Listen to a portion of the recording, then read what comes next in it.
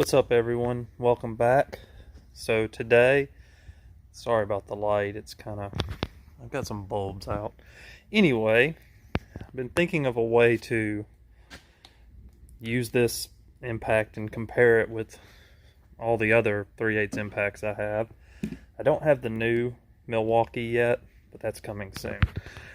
So I figured, instead of sitting there trying to break one bolt loose with every impact, seems kind of boring, that we would just kind of disassemble this old engine. I think it is mostly disassembled, but I guess anyway. So I just grabbed all the 3/8 battery impacts that I have. Oop, 761 fell over. And a bunch of sockets. And now we're just going to sit here and take this engine apart, and I'm going to talk about what I like about each of them and what I don't like.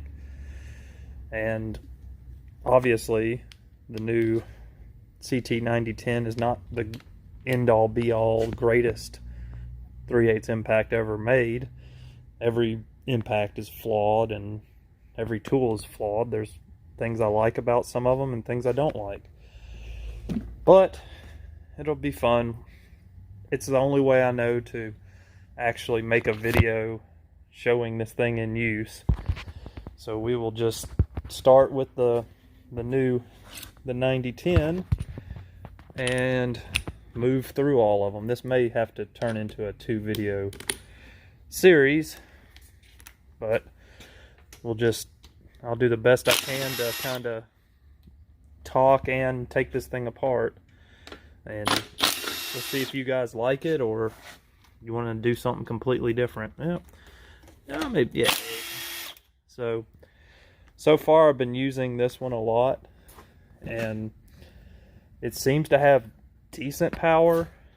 I know it has more than the older version, the 8810. I think this is a B. I would think so. It's not very old. Let me see if I can...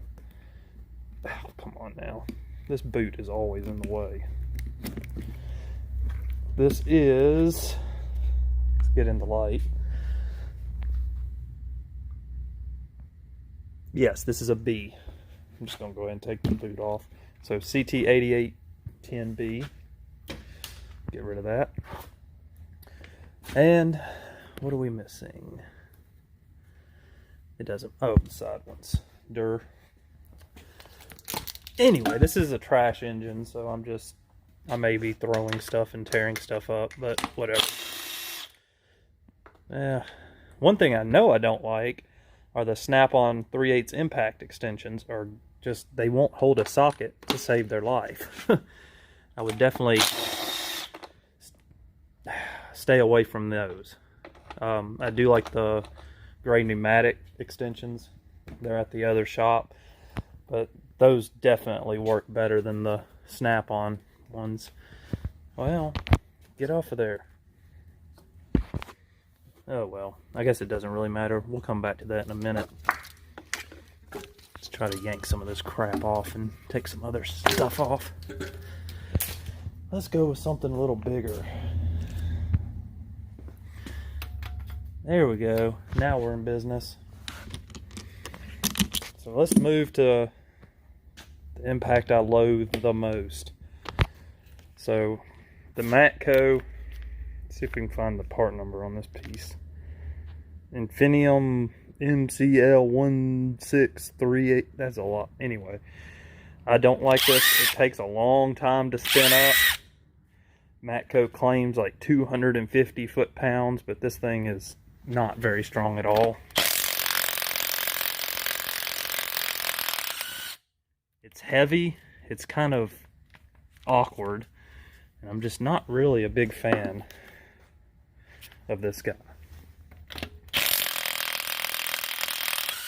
I mean, I guess if all you have is a Matco guy, I know that they have an 18-volt version or 20-volt version or whatever they call it, and it's the 3/8 is much better than this thing, but that is not any good.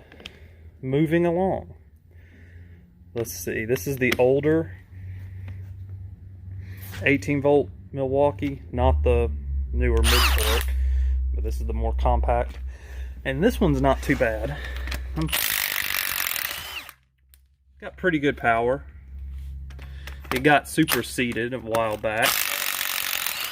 You can already tell there's a difference there. This thing's got a lot more guts. And let's see, moving along. Let's try something else.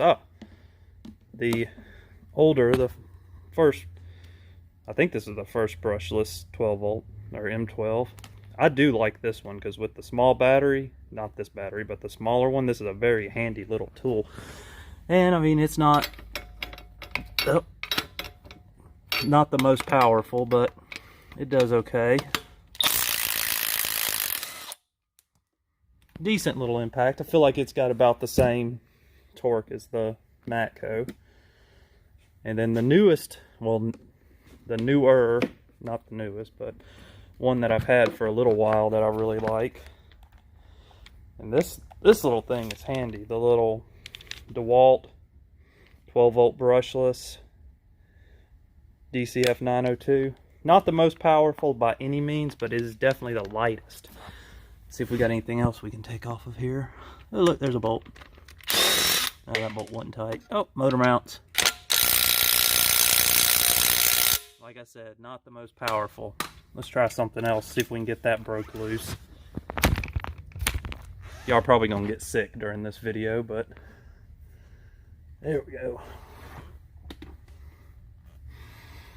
Let's get this 9010 out, see if it can break this loose. I am on 3, yep. There we go. That's better. And, yep. Then everyone, or the internet's favorite, the M12 stubby. Yep. Decent little deal. This thing's got a good bit of power. It does have a fatal flaw. One, it's heavy. Need an extension. Trying to do this one-handed is not ideal, but and these two are pretty comparable.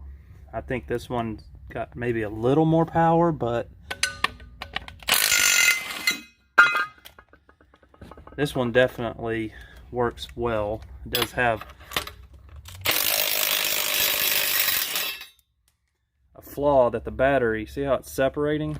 I constantly have to push it back in because one of the little tabs broke on it a week after I got the stupid thing. So out of the bunch, I would say as far as power goes, these two would be the most powerful, and then I think these two would be the next, and then these three, the ct761, the Matco, and they're about the same as far as power, although this guy is much lighter. But one thing I have noticed, the batteries on the Snap-on, even though they don't fit right, because apparently Snap-on had a different battery that they were going to release last year and didn't do it, but the battery is on there, like that thing's not coming off.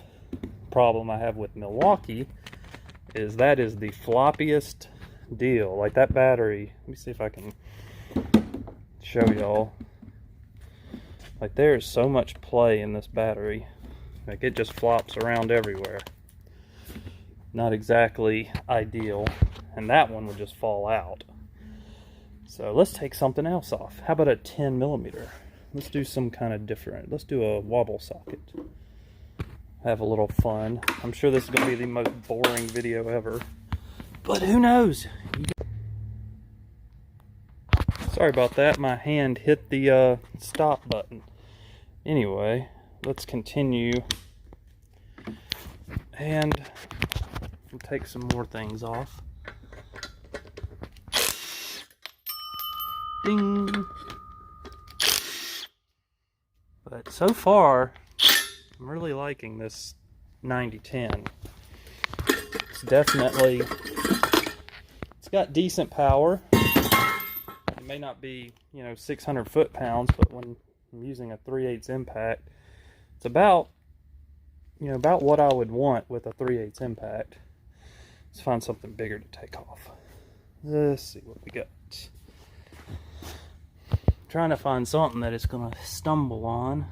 We can take those 15 millimeters off and see how it does.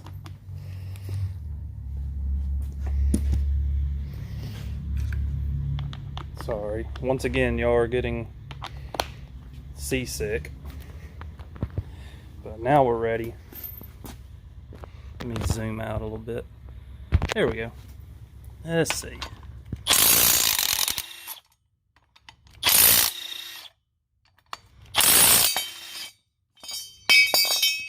Bye, bracket.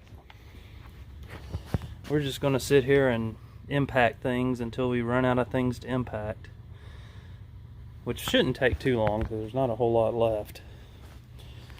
But so far so good with this thing. Haven't really had any. Is there any more 15s anywhere? Nope. Haven't had a single issue with it. I've been using it for everything. Haven't had to charge the battery yet. I think it's down 1 bar, but it seems to be working pretty well. These sockets are wore out. I've had those for a long time. They're really worn out. But I don't want to drag this video out for 3 hours, so I'll cut this one off. And tomorrow, well, first I'll read the comments and see what y'all have to say. And tomorrow I'm going to pick it up and keep tearing this engine apart.